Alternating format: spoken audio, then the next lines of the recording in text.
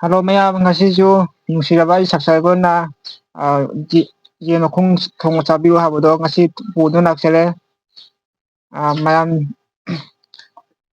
ꯁꯤꯗ ꯌꯦꯟꯒꯤ ꯃꯍꯤ ꯈꯔ ꯌꯥꯎꯔꯦ ꯑꯗꯒꯤ ꯀꯣꯠꯅꯕ ꯈꯔꯒ ꯑꯗꯒꯤ ꯁꯪꯒꯣꯝ ꯈꯔꯒ ꯌꯥꯎꯔꯦ ꯑꯗꯨꯒ ꯃꯣꯔꯣꯛ ꯌꯥꯝꯗꯤ ꯌꯥꯝꯖꯗ꯭ꯔꯦ ꯃꯌꯥꯝ ꯌꯥꯝꯗꯤ ꯌꯥꯝꯃꯤ ꯌꯥꯝꯗ꯭ꯔꯦ ꯌꯥꯝꯗꯦ ꯊꯤꯕꯤꯒꯅꯨ ꯑꯔꯩꯕ ꯁꯨꯝ ꯄꯥꯡꯅ ꯁꯨꯝ ꯇꯧꯖꯕꯅꯤ ꯃꯥ ꯈꯨꯗꯛꯇ ꯁꯤꯜꯂꯛꯄꯅꯦꯕ ꯑꯗꯨꯅ ꯑꯩꯒꯤ ꯅꯨꯡꯁꯤꯔꯕ ꯏꯆꯥꯅꯨꯄꯥ ꯅꯍꯥꯛꯅ ꯌꯦꯟ ꯃꯈꯣꯡ ꯊꯣꯡꯕ ꯆꯥꯕꯤꯔꯛꯑꯣ ꯍꯥꯏꯕꯗꯣ ꯉꯁꯤꯗꯤ ꯌꯦꯟ ꯃꯈꯣꯡ ꯊꯣꯡꯕ ꯄꯨꯗꯨꯅ ꯂꯥꯛꯆꯔꯦ ꯑꯗꯣ ꯃꯌꯥꯝ ꯆꯥꯕ ꯍꯧꯔꯁꯤꯀꯣ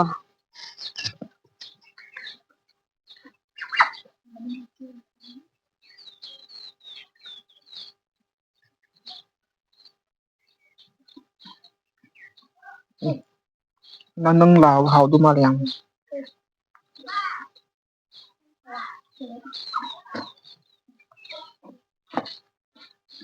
ꯑꯗꯣ ꯀꯩꯅꯣꯁꯦ ꯆꯥꯛꯈꯣꯝꯁꯦ ꯑꯩꯈꯣꯏꯒꯤ ꯌꯦꯟ ꯃꯔꯤꯜ ꯑꯝꯇꯪ ꯍꯥꯞꯆꯔꯛꯀꯦ ꯑꯗꯨꯒ ꯃꯌꯥꯝꯗ ꯏꯟꯖꯔꯛꯀꯦ ꯁꯦ ꯁꯦ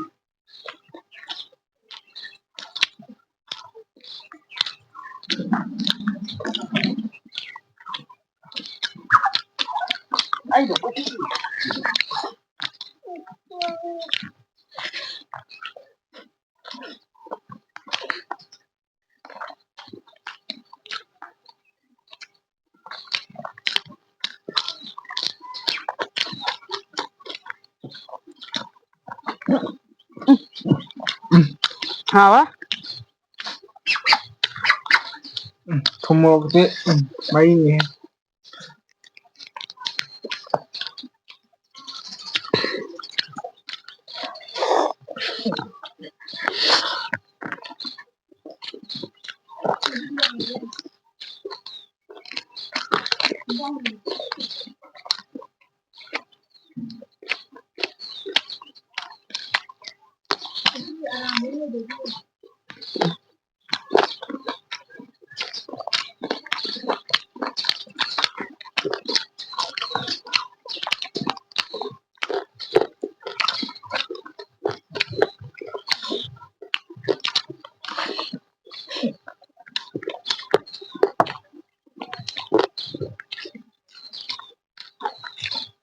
ꯍꯥꯎꯔꯦ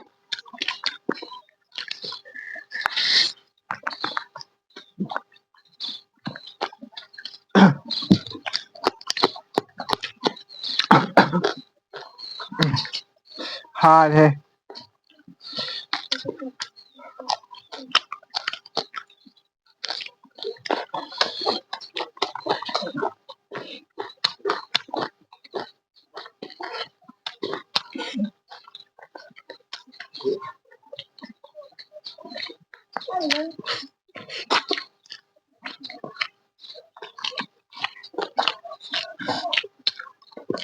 ꯅꯄꯥꯛꯄꯤ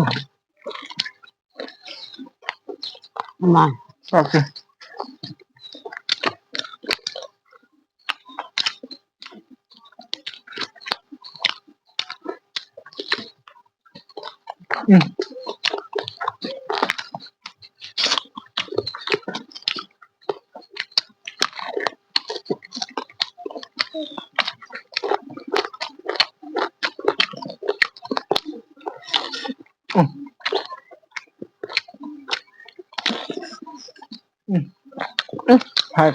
ꯈꯨꯍꯥꯎꯗꯣ ꯃꯈꯣꯡꯒꯤ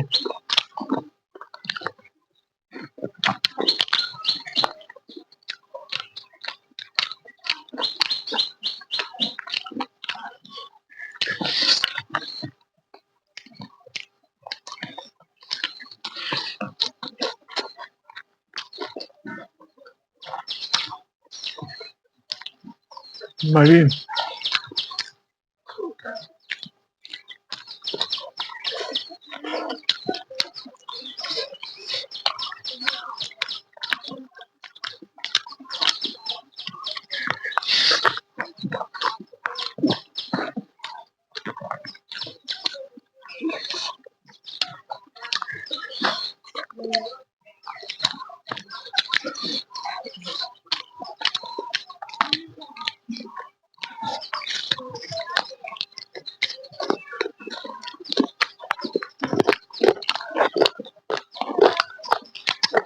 mà tao giờ tự tao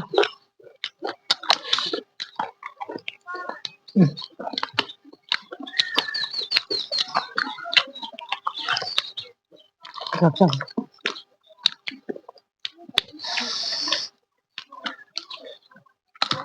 được tao không biết tao bao nhiêu xin ăn tao rồi cho nó ba giờ phải khám thảo tao cái đầu bạ cái gì mà xin gì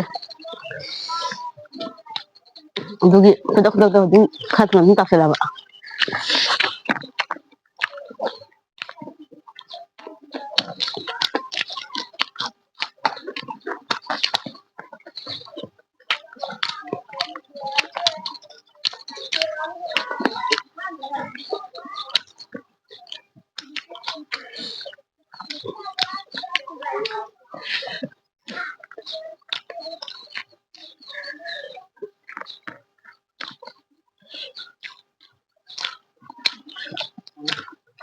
지금 딱 내 소리를 비게.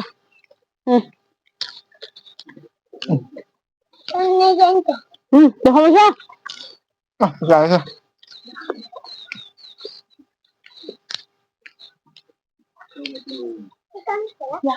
Dài chứ.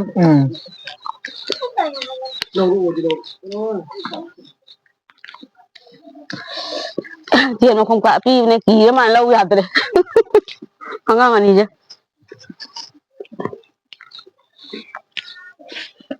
Cháy luôn mà lì. Nó ký nó lắc.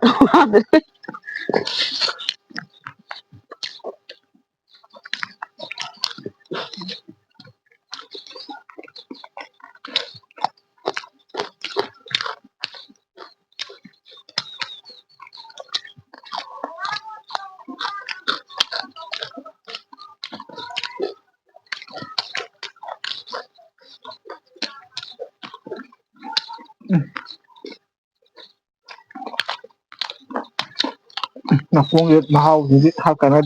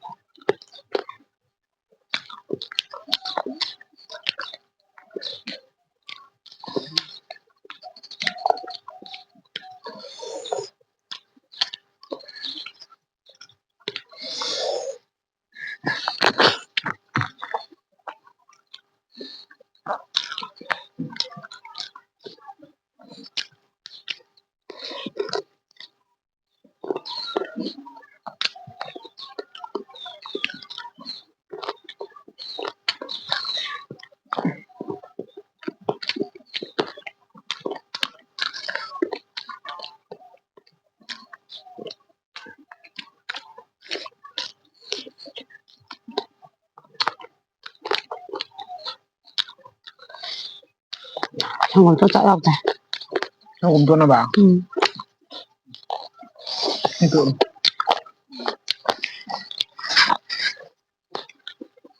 Ăn tay bây giờ.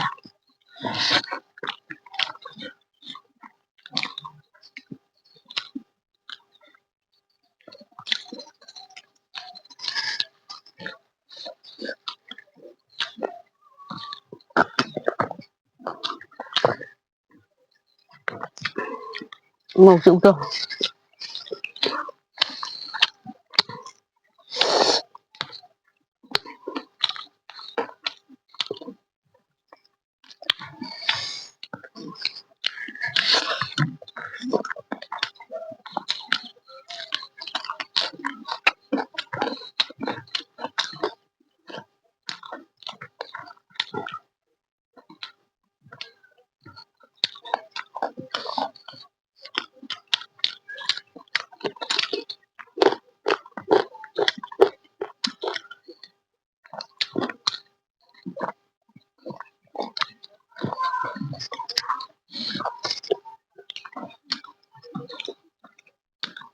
ꯈꯗꯦꯟꯗ ꯄꯤꯔꯛꯑꯣ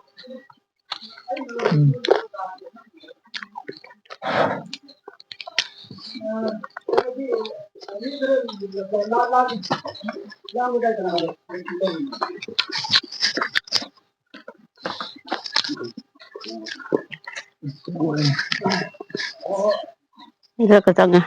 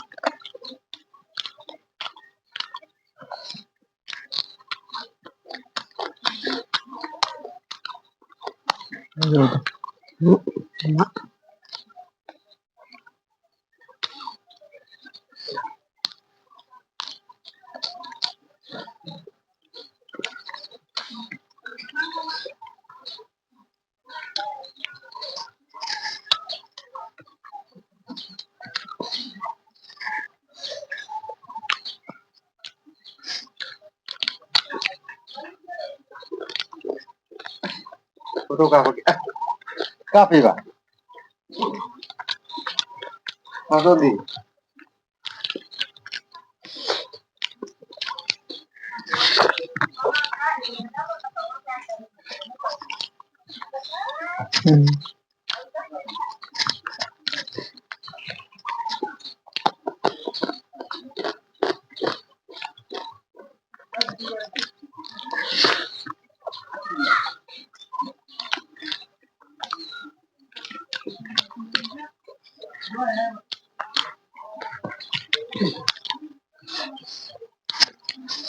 ꯌꯦꯟ ꯊꯣꯡꯉ ꯊꯣꯡꯕꯁꯨ ꯍꯥꯎꯋꯦ ꯅꯝꯅ ꯍꯥꯎꯋꯦ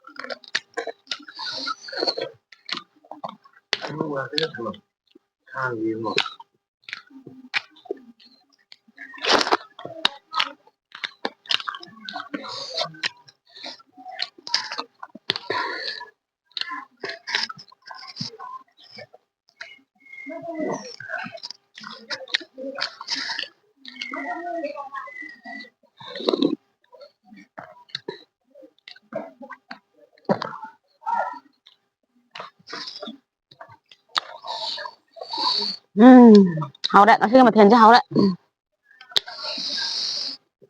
ꯚꯤꯗꯤꯑꯣꯁꯦ ꯌꯦꯡꯕ ꯅꯨꯡꯉꯥꯏꯔꯗꯤ ꯇꯧꯁꯟꯕꯤꯔꯝꯃꯣ ꯇꯧꯗꯕ ꯌꯥꯎꯔꯁꯨ ꯇꯧꯁꯟꯕꯤꯔꯝꯃꯣ ꯃꯌꯥꯝ ꯁꯤꯅ ꯂꯣꯏꯁꯤꯟꯖꯔꯒꯦ ꯕꯥꯏ ꯕꯥꯏ